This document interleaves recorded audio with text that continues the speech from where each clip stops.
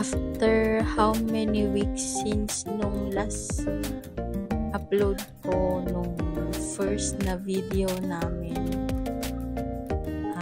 na biyaheng Manila to Maliko, Pangasinan ay masusundan na. Sobrang tagal nung update kasi medyo busy, pero eto na yung next na update namin sa travel namin, sa pagdaan namin ng Maliko, Pangasinan. Pag dito kayo dumaan, along your way naman, makakakita kayo ng magandang spot for picture taking. And eto, dito muna kami tumambay for picture taking while sunrise.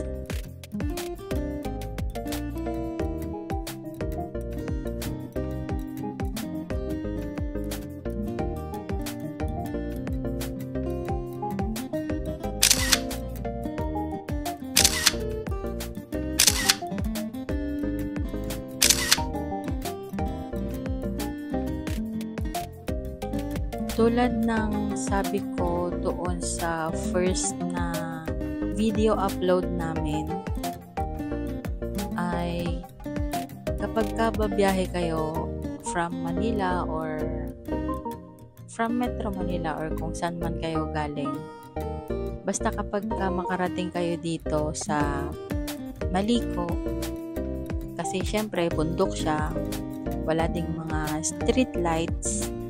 So, kailangan pag nakarating kayo dito ay maliwanag na. Yung paakyat pa lang yung araw or kahit naman tanghali, pwede din. Kasi medyo malamig yung weather dito kasi nga puro puno, puro bundok. And huwag kayong pumunta kapag maulan. Kapag siguro heavy rain, kasi para lang din siyang Cannon Road na may mga landslide. Hindi pa naman masyadong nababalita na may landslide ganun dito, pero feeling ko kasi magkakaroon din ng ganun kasi nga tinapyas yung mga bundok, so may possibility na magkaroon ng landslide kapag dire-diretso yung ulan, tapos medyo mabigat yung pag-ulan niya. And anyways, so since first time nga namin na dumaan dito sa Maliko, is talagang very, alam mo yung nakaka-amaze lang yung kung paano nila ginawa yung construction niya, tsaka yung para siyang kahit natapyas yung mga bundok, parang naging siya, parang naging attraction siya lalo para maraming tumangkilik na dumaan dito, lalo na kapag mga peak season, ganyan. Kasi itong pagdaan namin na to is Holy Week. Pero hindi na, Wednesday. Usually kasi kapag doon kami dumadaan sa kabila, sa Nueva Ecija, Nueva Vizcaya, ganon. Madalas doon traffic kapag Holy Thursday, diba? So, naisip namin na dito dumaan para din malaman kung marami din bang dumadaan dito and kung gaano din kabilis yung biyahe from Manila to Nueva Vizcaya, na kasi yung labas nito sa may Aritaw ba? So, kung peak season, yun, pwedeng ito yung or pwedeng ito yung one of your choice na daanan.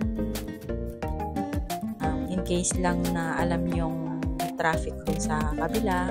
Ganyan. Tsaka maganda yung view talaga dito. And since bago pa nga lang itong daan na to, wala pang masyadong stopover to eat, to drink, mga ganyan. Pero meron naman kaming nadaanan na paisa-isa. Siguro nasa na kami, nasa kalagitnaan na kami. And hindi din naman siya nakakatakot daanan pagka umaga. Kasi maganda yung yung weather dito, malamig. Unlike dun sa baba na traffic na mainit pa, maingay pa. Dito talagang tahimik. Tulad nga nung sabi ko dun sa una naming video na bago kayo umakyat dito sa bundok sa Malico, Pangasinan, ay dapat nakapagpagas na kayo dun pa lang sa baba. Kasi medyo mahaba din yung biyahe. Pero kaya naman siguro ng isang full tank yung buong biyahe. Kaya no worries din naman. Basta kailangan lang nakapagpa-full tank kayo sa baba. And since pala hindi ganun ka luwag yung daan dito, and kung may makita kayong magandang spot for picture taking, ingat kayo sa paparkingan nyo. Kasi baka blind spot, ganyan. Or baka may landslide sa baba niya, ganyan. Marami naman ditong part na pwede kayong mag-stop for picture taking. Kaya lang kami kasi inaantok na talaga, kaya diretso na lang. And maganda yung picture dito, yung shot dito kapag ka naka-drone talaga. Pero kapag ka yung ganito, flat lang din kasi yung makikita kapag ka ganito lang yung camera mo. Maganda talaga dito pagka aerial shot. So, ayun, titingnan namin kung saan kami makakahanap or kung may madadaanan kami. At kung saan banda yung makikita naming kapihan para na din makapagpahinga ng konti bago magtuloy-tuloy ulit ng biyahe. So, see you sa next na update namin ulit sa pagdaan namin dito sa Malico, Pangasinan. And kung babiyahe din kayo dito, ay ingat din kayo sa inyong pag-travel.